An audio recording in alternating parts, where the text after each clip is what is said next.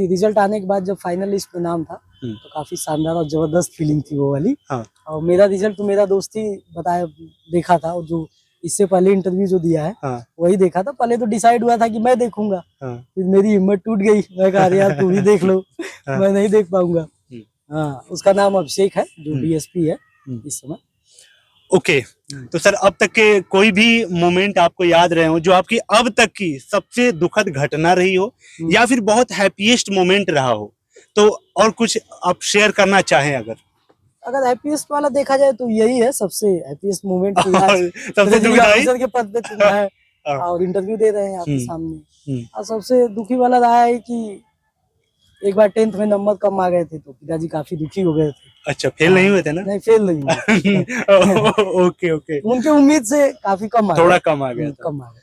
मतलब ये कहा जा सकता है ना कि आपका 10th में चाहे कितना परसेंटेज कम हो, अगर डेडिकेशन है तो सिविल सर्विस में आपके रैंक लग सकती है, आप मानते हो? एकदम लग सकती है। तो ये पॉसिबल कैसे हुआ? आखिर इतना कम नंबर आपने बोला कि मेरा 10th में इतना कम आया कि आपके पिताजी ने डांटा और उनकी उम्मीद से कम चीजें आई, तो फिर ये गैप आपने फिर कैसे भरा इतना? नहीं, इतना भी कम नहीं था, 64% था। पिताजी तो ये कम नहीं होता सर, ये तो फर्स्ट डिवीजन हो गया। पिताजी को लगता था कि अरे भाई कम से कम 70 आना चाहिए इसको। उनको लगता था कि मेरा बड़ा बेटा है तो इसको यार अच्छा रहना चाहिए पढ़ने उड़ने में। मैं टीचर हूँ तो इस वजह से उनको लगता था, तो वो थोड़ा कम हो गया। एक कॉमन डाउट आपसे पूछता हूँ, आपने देखा होगा सर कि एसडीएम के नीचे ट्रेजरी ऑफिसर की वो लिस्टिंग की गई है, डीवाईएसपी से ऊपर की गई है, तो क्या टीओ की पावर ज्यादा होती है डीएसपी से, या फिर इनका ये ऊपर क्यों इसकी लिस्टिंग हुई है? कुछ आइडिया? लिस्टिंग नहीं है, दोनों इक्विवेलेंट है। मतलब दोनों का पे ग्रेड देखा जाए, चाहे बेसिक पे स्केल देखा जाए तो दोनों इक्विवेलेंट है और दोनों क्लास बी की हैं, जिसमें क्लास बी में एसडीएम भी आता है। तो ये तीनों 4-5 सर्विस ऐसी हैं जो सेम क्लास में आती है, उनका पे ग्रेड भी सेम है। अब वो लिस्टिंग आयोग के ऊपर है कि वो ऊपर नीचे कर देता है। ओके। ऐसा तो इनके कट ऑफ में कुछ अंतर होता है क्या कि टीओ की थोड़ी ज्यादा रहती है, डीवाईएसपी की थोड़ी कम रहती है, इसलिए ऐसा होता है क्या? टीओ का होता है क्योंकि भाई टीओ में जैसे हाइट का इशू नहीं होता है, डीवाईएसपी में जैसे मैं डीवाईएसपी के लिए एलिजिबल नहीं हूँ, हाइट का इशू है, टीओ के लिए हूँ, तो बहुत ज्यादा चांस बनता है कि काफी लड़कियां डीएसपी नहीं प्रेफर करती है, टीओ करती हैं। तो जिस वजह से उसकी थोड़ी मेरिट कभी-कभी ज्यादा चली जाती है। घर गए थे आप रिजल्ट के बाद? घर गए थे। फीलिंग क्या रही, कैसे कैसे लोग मिलने आए थे? फीलिंग तो इतनी जबरदस्त थी कि आज तक पिताजी हमें कभी मतलब गले तो लगाए थे, वो आप करके नहीं बात करते थे। इस बार तो वो आप करके बात करने लगे। हाँ, वो कह रहे आप लोग तो भाई अब बड़े लोग हो गए। हमने कहा सब भाई कुछ भी है, आप पिता है, आप अगर आप करके बात करेंगे तो ये मेरे लिए अच्छी बात नहीं है। ये मतलब मुझे थोड़ा ज्यादा मतलब बुरा लगा वो अगर आप करके बात किए। उनको बड़ा अच्छा लग रहा था कि मैं आप करके बात कर रहा हूँ, मेरा बेटा टीओ हो गया है। तो मैं कहा आप करके बात नहीं कीजिए, आप भाई कुछ भी हो जाऊं मैं, आप पिता ही रहेंगे, मैं आपका बेटा ही रहूंगा। किस लेवल के लोग आपके घर आए मिलने? मैं जानना चाहूँ, कभी उम्मीद किया था उन लोगों की आपने?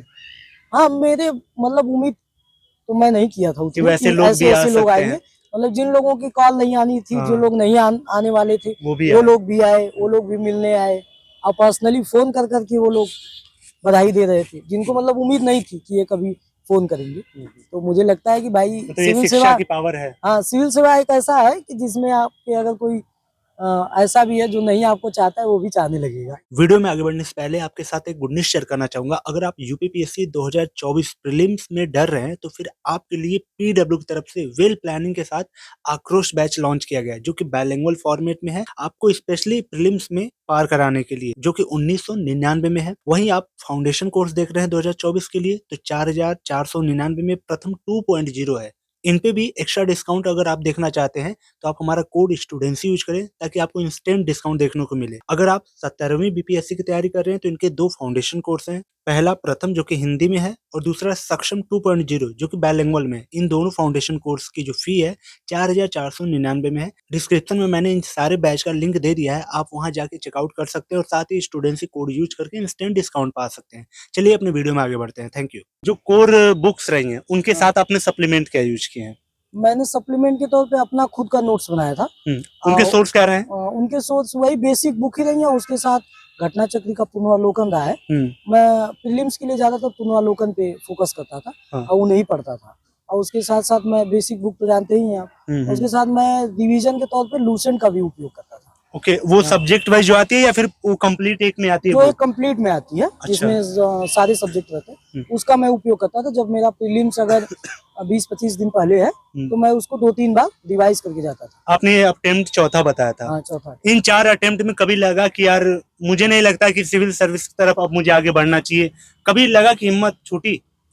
हाँ, 1-2 बार, जब 2 बार मैं लगातार मेंस फेल हुआ। जैसे पहले अटेम्प्ट में था कि मैंने प्रीलिम्स भी क्वालिफाई कर लिया, मेंस भी क्वालिफाई कर लिया, इंटरव्यू भी दिया, तो वहाँ पे 4 नंबर से नहीं हुआ था।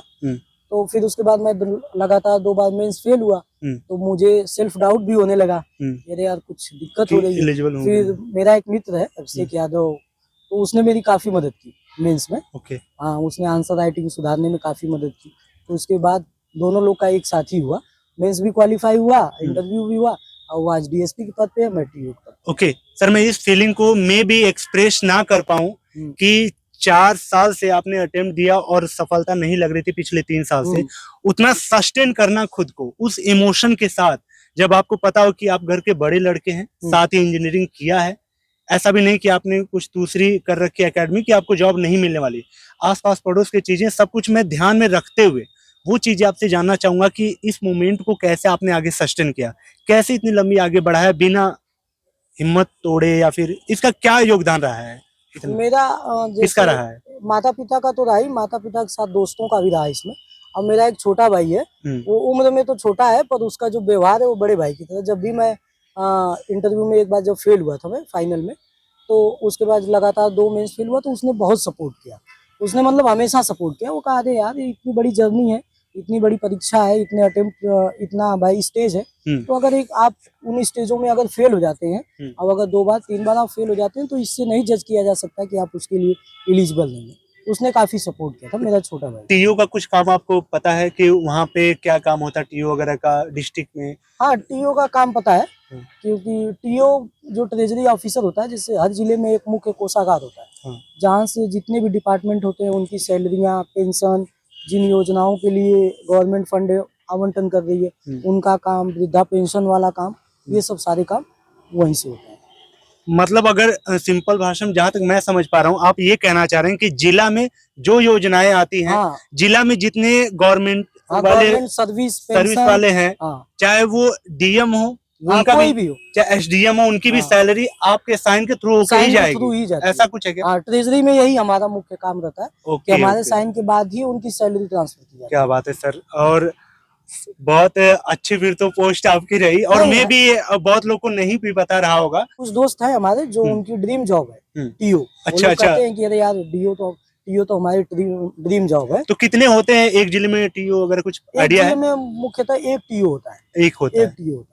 ओके, और जिला अगर बड़ा हो तो 1, 2, 3 एक ही होता है, उसके ऊपर हिरार्की चलती है उनकी, पर टीओ एक जिले का एक ही होता है। ओके, तो अब थोड़े से आपके स्ट्रेटजी के ऊपर आते हैं। ये 4 साल की जो स्ट्रेटजी रही है, और अभी आप ट्रेजरी ऑफिसर बने, जिला में एक ही ट्रेजरी ऑफिसर होता है, वो भी जो आपने ये वर्ड्स बोले कि सबकी पेंशन आपके थ्रू होके जाती है, तो इतनी बड़ी औधा के साथ आपकी स्ट्रेटजी पहले तो क्या रही है कि कैसे बनते हैं, क्या पढ़ाई करके? मेरी स्ट्रेटजी एकदम बेसिक रही है कि आप जो प्रीवियस ईयर के सवाल है, अगर आपको प्रीलिम्स निकालना है तो आप प्रीवियस ईयर के सवालों पे काफी रिलाई करिए, उन पे विश्वास करिए, क्योंकि जो स्टेट सिविल सर्विस है उत्तर प्रदेश की, इसमें एक पैटर्न चलता है, उस पैटर्न पे ही वो प्रीलिम्स के सवाल बनाते हैं। अगर आप उसको सही ढंग से फॉलो करते हैं, आप पुनरावलोकन का उपयोग करते हैं, अगर इसके साथ साथ आप अगर टेस्ट सीरीज, अगर 15-20 टेस्ट सीरीज का अगर उपयोग कर लेते हैं किसी भी कोचिंग का, तो प्रीलिम्स आपका निकल जाएगा। वो जो अभी आपने बताया कि एक पैटर्न पे वो बनाते हैं, वो एक पैटर्न को थोड़ा सा एलिब्रेट करेंगे, बताना चाहेंगे? पैटर्न जैसे ना उनका रहता है कि जैसे जियोग्राफी के सवाल आने हैं, तो जियोग्राफी के सवाल में उनका रहता है कि जो लोकेशन कोई ऐसी है जो मुख्यतः चर्चे में है, या कोई देश है जिसकी बाउंड्री विवादित है, या कोई ऐसा सी है जिसके आसपास की कंट्रियों में कोई विवाद है, तो वो उससे रिलेटेड सवाल पूछते हैं। और पॉलिटी संबंधित भी किसी आर्टिकल पे कोई इशू है, कोई संशोधन हुआ है, तो उससे सवाल पूछते हैं वो लोग।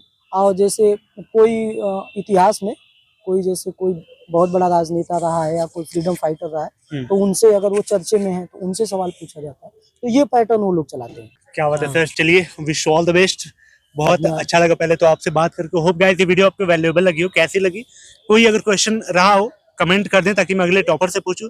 चलिए मिलते किसी और ऐसी शानदार वीडियो में, तब तक के लिए thank you so much and bye bye.